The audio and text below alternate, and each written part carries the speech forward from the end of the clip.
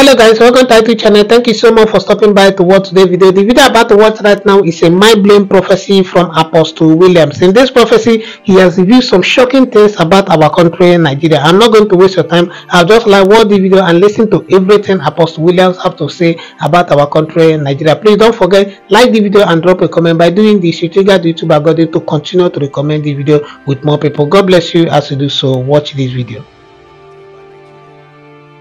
It's brief.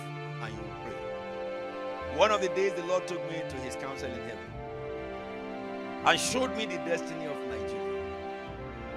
Nigerians and Christians in Nigerians have been so much confused these days because of the atrocious acts that they are seeing going on in Nigeria. The questions that mortal man cannot answer, that no man can give an answer to.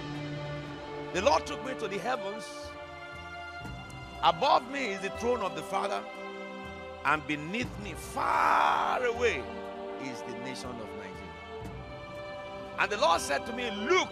And when I looked down, I saw a throne over Nigeria, between the heavens I was and the lower heaven. That throne is located where River Niger and River Benue met. That very spot, the zenith of it, is where the throne is. And I looked beneath that throne in the whole of Nigeria, and I saw sheep, animals, sheep. And they were eating grass. The more they ate grass, the more famished they became, to the place where you can count their ribs in their rib cage. But suddenly, the torture was so severe, to the place where I then looked further. The Lord told me to look, and I saw these sheep. They were surrounded by various fences, some small fences, some big fence, all over like that, separated by all the fences. And suddenly they lifted up their heads, and they had human heads. Sheep in the body, with their four hands on the ground, and their heads were human. I'm talking about the council of heaven. And they began to pray in their suffering. As they began to cry to God in human voices, I saw a mighty wind in Nigeria. And that mighty wind blew suddenly and broke all the fences. These sheep continued to pray. They continued to pray. They did not recognize that the fences had been blown to pieces. They were praying because of the oppression that they have been receiving. And suddenly the wind blew them together in a circle. Yes, around the same confluence time of Nigeria. And as they continued to pray, the Lord said to me, look up. When I looked at the throne of the Father, I saw a light, a little fire, and it came out of the throne. At the time, I did not understand what the fire was. And he headed straight past where I was, and he hit the throne beneath me, where the Spirit was sitting. And that Spirit that was on the throne, instead of sitting on his throne, he put his leg on his throne like that, with his hand on his chin, and in his face I saw anger, rage, and wrath. Anger, rage, and wrath. And he's ravaging the people. But the fire came and hit the throne. When it hit the throne misted. Boom! And engulfed in fire.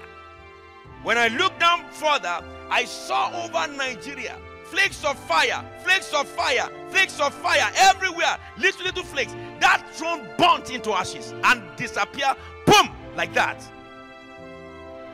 And this sheep continued to pray.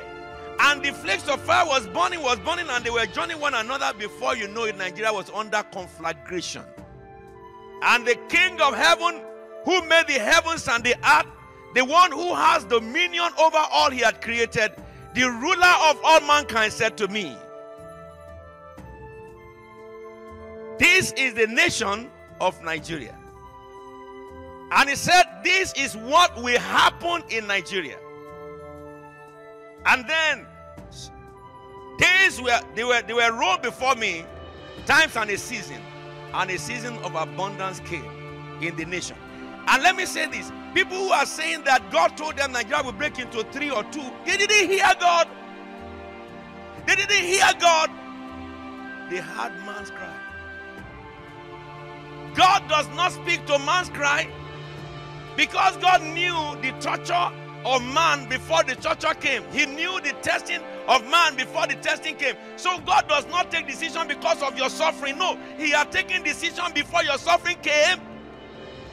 And as the Lord of heaven lives, in the presence of whom I stand, this is not subject to variation. God has shown me this 1987. 87, when everybody was having good time. Concerning the Boko Haram and all the rest of them, I stood before you congregation and told you when Jonathan Goodluck was president of Nigeria, and they were saying that they were fighting this group. I said, God told me. I saw them fizzle under, and they said we have conquered them, and they spread under the grass and covered the whole of Nigeria. I told you. And before you knew it, they began to pop up from different parts of Nigeria. That is what is happening now. I have said this to you since that time. Let me tell you something. If anybody thinks that there is an agenda of Satan that will survive in the nation of Nigeria, he lied. There is a God in heaven. All power, all might, all authority, all dominion, all rulership belongs to him. He does not judge as he sees, neither does he judge as people say. He will redeem that nation. How will he? By fire. By fire. The government of the devil, the throne of Satan, not man I'm talking about, but the throne that Satan set up, that influence everyone that is working in any authority in Nigeria, will mist up in flames. Lift up your voice and give the King of God of glory praise. I'm sure you have heard everything Apostle William have to say concerning our country, Nigeria. You see, I will always say this. Nigeria is a beautiful country. Nigeria is an amazing country. So I will urge us that we should do well to pray for our country, Nigeria. Whether Nigeria is divided or not. For now, let us focus on what we are seeing, on the reality we are facing right now. Let us do well to pray for our country, Nigeria. People are going through a lot in the country. People are going through hell. I'm saying it.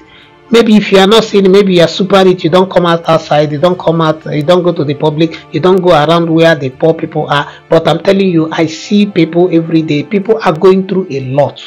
People are going through hell in this country. So the last thing we need right now is anything that is going to still compound our problem. Let us just focus on praying for our country, Nigeria. Let us forget about whether the country will be divided or not. Let us channel our energy in trying to restore the dignity of our country, Nigeria. Look at what people are going through. People are going through mess. Look at prices of things. Look at prices of tomato. Look at price of pepper. Look at price of fish. Look at price of meat. It is sad, especially in the south, in the southeast, and all the rest. Things are very expensive. Things are very expensive. Look at price of fuel. Things are very expensive, and people that are selling stuff are not even making things easy for us. That is why I always tell people that Tinubu alone is not the problem of Nigeria. We are also part of the problem of this country, because, okay, take for instance, my brother went to buy MiFi. MiFi that MTN sells for 10,000 naira. He went to buy it just at the junction where they sell accessories. They sold it for him for 15,000, even with a fake battery. What has Tinubu got to do with that one? That you are adding 50%, you are making 50% profit in this hard time. It doesn't make sense. It doesn't make sense. People in this country are super greedy and wicked. Yes, that is what I'm saying. From what I have seen, people are very greedy in this country and wicked. NEPA, the last strike they went to, just one day, that a strike that did not last for 2 days. People charging phone, Anatex to be specific, increased its own price from 100 naira to 150, because all their mind is that the strike will last for long, so that they will use it the time they should be. You see, people are very greedy in this country and wicked. Yes, every time we are pointing accusing fingers on the president, he is part of the problem, because if he understands what leading a country like Nigeria is, he will understand that there should be structure, there should be people that are regulating these prices, so that price of things will be normal. It's not that you go here, you see 10,000, you come here, see 15,000 naira. People are making, some people are even making 80% profit. Why? In this tough time, look at price of garri. People are going through a lot. So please, let us do well to pray for our country, Nigeria. Thank you so much for watching the video. Please do well to subscribe to the channel, turn on your notification bell, so whenever I post another video, you'll be notified. If you're a returning subscriber, I want to say thank you to you. Thank you for always stopping by to watch our video. Please don't forget, share the video on all social media platforms, share with your friends and loved ones. God bless you as you do so. I'll see you in the next one. You are blessed. I have good news for you. You will win. It's been written. I am what I am by the grace of God. As long as that grace does not fail, Satan will never win. This revival you see will not be aborted.